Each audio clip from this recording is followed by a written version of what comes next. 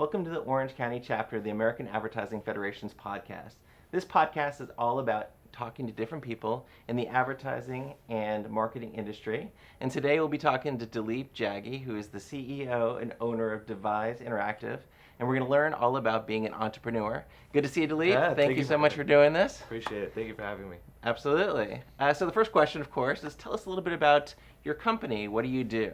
Sure. My company is where creative design and technology cross and meet. So we focus on the build of brands and also technology. And technology is quite wide. It could be websites, e-commerce, mobile applications. Even now we're doing some cool like augmented reality and machine learning. So anything that sort of touches any of those touch points. Great. So as you know, marketing, advertising, this industry is very competitive. How do you create a niche for yourself? How do you distinguish yourself amongst what all the other companies are doing? Sure. So I kind of lucked out, I feel. I'm a programmer and I can actually like talk and be a little bit extroverted. And so what really it came down to is I was growing my business and growing my a number of accounts. And so I was able to break down technology to my clients and make sure they understood, what was best for them. So I really carved out a niche in like sort of the engineering space. And so at our company, we have about 6 engineers and a couple of designers. So we're really known for our technology, and a lot of ad agencies, PR firms, and brands send a lot of their engineering work to us just because they know about our quality. So when you talk to clients, you kind of start with that. You talk with the technology side of it and say, we also have a full service company to accommodate kind of everything. Is that correct? Or kind of. I mean, so the reason why technology has sort of flourished is that there's a lack of good developers here in Orange County. So that's like the void that we were filling. But because we have this awesome like branding arm and creative arm, we definitely are starting to start with creative and have the technology power it up because we really want to show off the harmonization of both worlds. So you're a young entrepreneur. How did you determine, or how did you come up with the idea to start your own business? Because I'm sure there are a lot of people in this industry that maybe be frightened by it or concerned about it. And I mean, certainly I applaud you for doing this, but I think this is important to share with people how you decided to become an entrepreneur. Sure. Yeah. So I came from a programming background. In college, I was freelancing and just building up my Rolodex. Without meaning to, I sort of fell into this agency role because I had enough work for more than my 2 hands. So I hired my first part-timer, then hired a full-timer. And it was an interesting story. I've always had this sort of like vision or idea that I just want to build up this hub that fosters creativity and innovation. And that's sort of what happened. I found really good team members that have been with us for several years. And we've just been focusing on our craft and putting that first, and everything else has sort of been coming because of that focus. It's been a fun adventure. That's great. So of course that leads to my next question. Sure. What would you say is the most rewarding part about having your own business? It really comes down at the team at Devise Interactive. When I kind of walk out of my office and I'm kind of like, we have these awesome collaboration rooms, and I see the team sort of coming together and challenging each other and using these rooms and just really making sure that the products that we're putting out has their stamp of approval. I get really excited to see that level of synergy from the team. And so that's the most rewarding part. Like that's when I see that, I take a step back and I'm like, is that real? Like, so I love it. Totally. And of course, on the flip side, what would you say is something that is either challenging or maybe surprised you the most about being an entrepreneur? Sure. The most surprising thing for me is that you think at some point your business goes on autopilot. Like you have the clients, the revenue streams are coming in, you're like, okay, like this thing is this self-sustainable by itself. But I sort of realize that as you add more team members, as you have bigger clients, a little bit more liability, but that means you have to continuously do more than what you did last time. So it means bigger projects, bigger clients to help improve the business and grow in ways that you want to. And so that's the most challenging thing, is to really be your best at bat every time and sort of just like overcoming like what you did last quarter or last year. So just being able to kind of evolve with a growing business, more different types of clients, that type of thing, right? Especially for ours, because we're more service-based and product-based. So it's just constantly, making sure we're obtaining new relationships, that we're showing off and flexing why are our capabilities a good fit for our clients and so forth. So I don't know how long have you had your own business?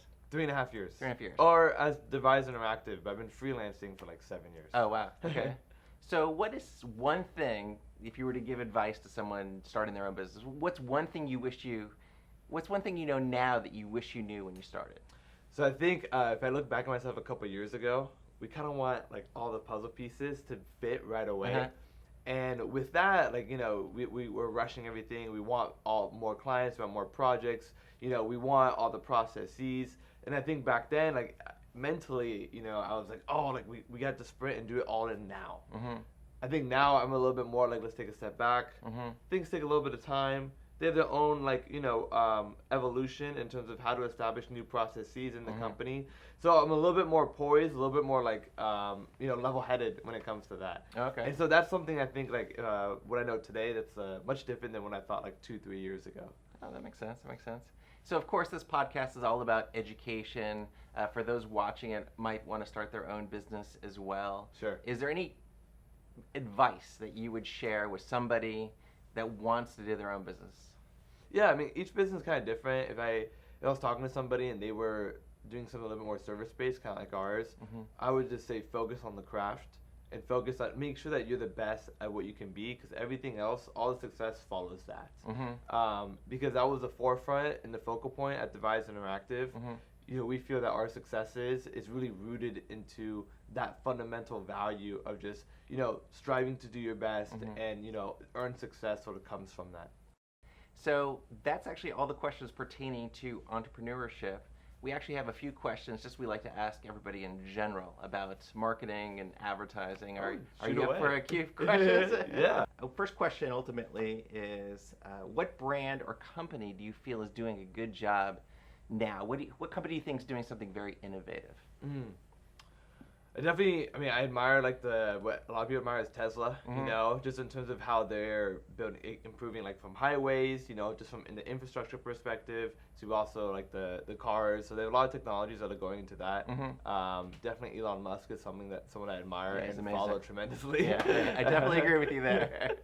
Yeah. So I would say not from a brand perspective, it's not product, but I would say Elon Musk, because it's sort of like it bridges across like solar, you have the car and the transportation, and then you have the science and the space side of it. So I think like that would be a perfect role model. And environment and everything else is definitely amazing. So what is your favorite book, if you have one, about marketing or leadership or advertising? Yeah.